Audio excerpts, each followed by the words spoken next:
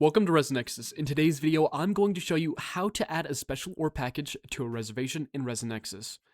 Start by logging into the back office.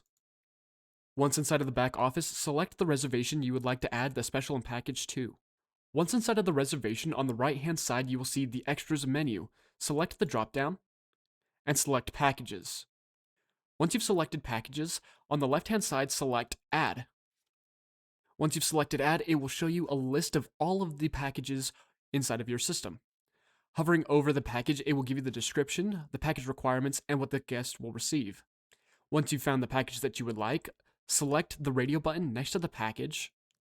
You can change the delivery date if you need to, if it is like a bouquet of flowers or maybe chocolates.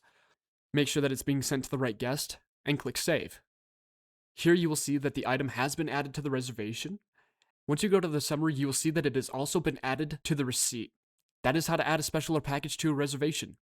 If you have any questions or haven't found a video of something that you're looking for, please let us know down in the comments below, or select the playlist on the right hand side of the screen for all the videos that we have created so far. Thank you for learning more about ResNexus.